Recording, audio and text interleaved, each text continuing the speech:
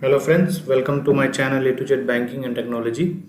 और आज हम अपने मुक टेस्ट सेगमेंट में बात करने जा रहे हैं फ्लावर बिजनेस इनकम के बारे में। फ्लावर बिजनेस इनकम क्या है, मैं आपको को बता दूं कि इस प्रोफाइल में जो हमारा कस्टमर है उसने एक 10 बीघा का एग्रीकल्चर लैंड लीज पे लिया हुआ है और वहाँ पे वो फ्लावर ग्लो जो होते हैं, रोजेस हो गए या गेंदे का फूल हो गए या डिफरेंट डिफरेंट टाइप के फ्लावर्स हो गए, उन सबको वो ग्रो करके मार्केट में सेल करता है, मंडी में सेल करता है। जैसा कि आपने देखा होगा कि हर नुक्कड़ पे या मार्केट में फ्लावर्स, मॉर्निंग में फ्लावर्स बिकते हैं। तो ये हमारा प्रोफाइल उसी से रिलेटेड है। और हमारा कस्टमर जो है उसने एक एग्रीकल्चर लैंड को रेंट पे लिया हुआ है और वहाँ वो फ्लावर ग्रो करके मार्केट में उसे सेल करता है। जो हमारे कस्टमर का मंथली इनकम है इस फ्लावर बिजनेस से वो अप्रॉक्स 30 के पर मंथ है, मतलब 30,000 रुपये पर मंथ है। Excluding of all other expenses उसको 25,000 रुपये तो मिनिमम बचा लेता है, ऐसा उसका क्लेम है। इसमें जो हमारा कस्टमर है वो एक नॉर्मल स्टैंडर्ड लाइफ मेंटेन कर रहा है, जिसकी मंथली एक्सपेंस जो है वो अप्रॉक्स 8,000 रुपये की है। तो चलिए हम इसमें बात कर लेते हैं कि क्या ऑफर्ड कोलेट्रल हमारे पास आ रहा है। तो ऑफर्ड कोलेट्रल में हमारे पास एक 50 गज की जड़ से ज़मीन आ रही है, इंडिपेंडेंट हाउस आ रहा है जो कि एक प्लॉट पे बनाया हुआ है। और इसकी जो ज़मीन की वैल्यू है वो अप्रोक्स 14 लाख रुपए के आसपास है और ओवरऑल कंस्ट्रक्शन की वैल्यू मिला के वो करीब 19,55,000 रुपये की है, जिसमें हमारा कस्टमर जो है 6 लाख रुपए की लोन अगेंस्ट प्रॉपर्टी की डिमांड कर रहा है और जिस पर हमारी एलटीवी जो है 30% की बन रही है। तो ओवरऑल देखा जाए तो इसमें जो एलटीवी है वो काफ़ी स्ट्रॉन्ग है, 30% ही एलटीवी दे रहे हैं।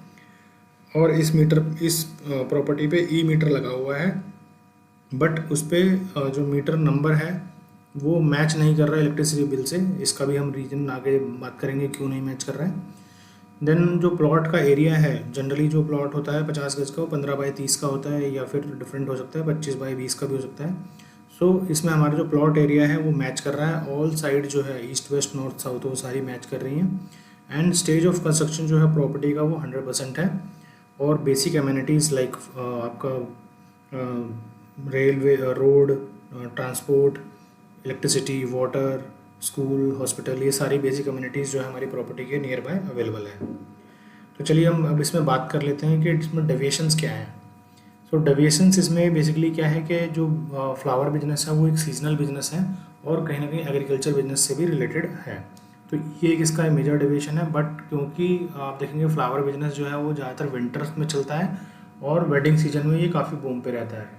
बट इसको हम ऐसे मिटिगेट कर सकते हैं कि जो इसका ये बिज़नेस है वो फैमिली बिजनेस है, काफ़ी पुश्तैनी बिजनेस है, काफ़ी टाइम से चलता आ रहा है और इस बिज़नेस को करीब अप्रोक्स 20 ईयर्स हो चुके हैं। और जो उनका थर्ड पार्टी वेरिफिकेशन है नेबर के थ्रू वो भी काफ़ी पॉजिटिव आया है और सिविल रिपोर्ट जो है वो भी एकदम क्लीन है, उसमें कोई इशू नहीं है। अब हम बात कर लेते हैं मिटिगेंट दूसरे डेविएशन की, जिसमें हम बात कर रहे हैं कि ई मीटर जो है वो ई बिल से मैच नहीं कर रहा है। तो इसमें हमारे जो कस्टमर ने क्लैरिफिकेशन दिया है वो ये है कि ई मीटर जो है उनका बर्न हो गया था, टूट गया था, जिसकी वजह से उसका मीटर नया चेंज हुआ है और अभी उसके ई बिल पे अपडेट होना वो बाकी है। तो चलिए ये मिटिगेट हो गया। अब हम बात करते हैं थर्ड डिवीजन की, जिसमें वैल्यूएशन रिपोर्ट के अंदर बेसिकली ये कहा गया है कि जो प्लॉट नंबर है वो प्रॉपर्टी की साइट पे नहीं मिल रहा है और ये आइडेंटिफिकेशन में, प्रॉपर्टी आइडेंटिफिकेशन में एक चैलेंज है। बट इसको हम ऐसे मिटिगेट कर सकते हैं, जो हमारा ई मीटर है वो जब हमारा ई बिल से मैच हो जाएगा तो वो एक आइडेंटिफिकेशन हो जाएगी। देन हमारा ये जो प्रॉपर्टी है वो एमसीडी लिमिट के अंदर फॉल करता है। हाउस टैक्स जो है हमारे कस्टमर के नाम पे दिया हुआ है, प्रॉपर हाउस नंबर उसमें मेंशन है, तो इससे हम इसे मिटिगेट कर सकते हैं। और जनरली भी आप देखेंगे जो ऐसे टाइप के अफोर्डेबल सेगमेंट आते हैं वहाँ पे घर के आगे हाउस नंबर बहुत कम ही मिलता है, तो हम इसको ऐसे मिटिगेट कर सकते हैं। तो चलिए अब हम बात कर लेते हैं कि हम जो इन्होंने इनकम क्लेम किया है 25,000 रुपये पर मंथ का फ्लावर बिजनेस से, उसका कैश फ्लो असेसमेंट इन्होंने कैसे किया उस पर भी एक थोड़ी सी नज़र डाल लेते हैं। तो चलिए हम एक बारी कैश फ्लो असेसमेंट पे आ जाते हैं कि कैश फ्लो असेसमेंट हमें कैसे करना है। तो हमने ये कैश फ्लो असेसमेंट की शीट खोल ली। सबसे पहले हम इसे सबको जीरो कर लेते हैं सो दैट कि हम इसको फ्रेश से कैलकुलेट कर पाएँ।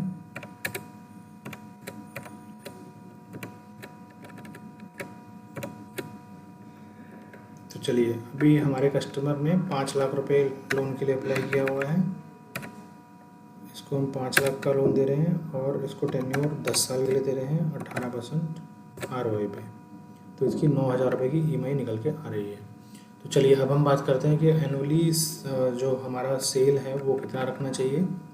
जो मंथली सेल रिसीट है, इनका कहना है कि हमारा जी 50,000 रुपये का टर्नओवर हो जाता है मंथली, जिसमें कोई अदर इनकम उनके पास नहीं है, रेंटल इनकम भी कोई नहीं है।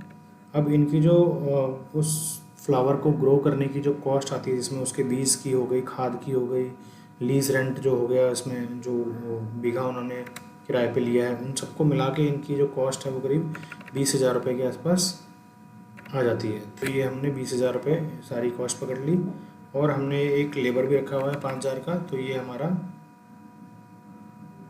जो है लेबर की कॉस्ट आ गई, और छोटे मोटे इलेक्ट्रिसिटी की कॉस्ट वगैरह आप जोड़ लीजिए इसमें, या फिलहाल उसमें हमने इलेक्ट्रिसिटी कॉस्ट नहीं जोड़ा है। तो हमारा टोटल जो हमने कंसिडर किया था 25,000 रुपये की इनकी जो इनकम होनी थी, वो हमने 25,000 रुपये यहाँ पे जोड़ ली है। हमारी टोटल इनकम जो है इस बिजनेस से 25,000 आ गई। तो अब इसमें हम ये बात करते हैं कि कोई एग्जिस्टिंग ओब्लिगेशन है या नहीं है। फिलहाल हमारे यहाँ पे कोई एग्जिस्टिंग ओब्लिगेशन नहीं है इस कस्टमर का। तो अब देखिए इस इनकम पे जो 25,000 रुपये की इनकम आई है, उस पर आप अगर देखेंगे तो हमने 50% फॉयर एप्लीकेबल किया है। 50% फॉयर में 12,500 रुपये की EMI हम इसे दे सकते हैं। तो जब हम इसकी एलिजिबिलिटी चेक करते हैं तो हमारी 5 लाख रुपए की तो एलिजिबिलिटी काफ़ी आराम से आ रही है, जिसमें हमारा फॉयर जो है 36% ही जा रहा है। तो 36% फॉयर पे अगर हम बात करेंगे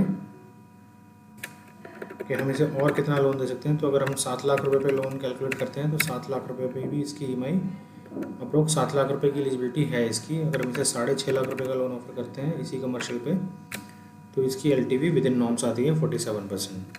तो गाइस ये तरीका है जिसमें हम अपनी एलिजिबिलिटी को कैलकुलेट कर सकते हैं। और जैसा हम इसमें इस एग्जांपल में हमने डिस्कस किया कि कस्टमर 25,000 रुपये नेट इनकम कमा रहा है, तो उस 25,000 रुपये के हिसाब से हम इसे 6.5 लाख रुपये का लोन बड़े आराम से दे सकते हैं। तो होपफुली गाइस आपको ये केस अच्छा लगा हो। मैं एक बार दोबारा से इसे रिपीट कर देता हूँ। कस्टमर का प्रोफाइल फ्लावर बिजनेस का था, इसमें हमारे पास एक कोलेट्रल आ रहा था 50 गज की जड़ से ज़मीन थी, इसमें 30% की LTV आ रही थी और 14 लाख रुपए की इसकी लैंड वैल्यू थी। देन हमारे पास सीजनल बिजनेस का डिवीजन था, इसमें ई-मीटर का डिवीजन था और प्रॉपर्टी आइडेंटिफिकेशन का डिवीजन था, जिसे हमने मिटिगेट किया। तो इन सबको देखते हुए अब आप मुझे बताइए कि इसको हम केस को करना चाहिए या नहीं करना चाहिए। करना चाहिए तो क्या मिटिगेट्स हमें क्या पॉजिटिव देख के करना चाहिए, और अगर आप इसको रिजेक्ट करते हैं तो किस बेसिस पर आप इसे रिजेक्ट करेंगे। तो होपफुली गाइस आपको ये वीडियो अच्छी लगी हो। अगर आपको ये वीडियो पसंद आई तो इससे ज़्यादा से ज़्यादा लाइक कीजिए, शेयर कीजिए और कमेंट करके बताइए कि आपको ये वीडियो कैसे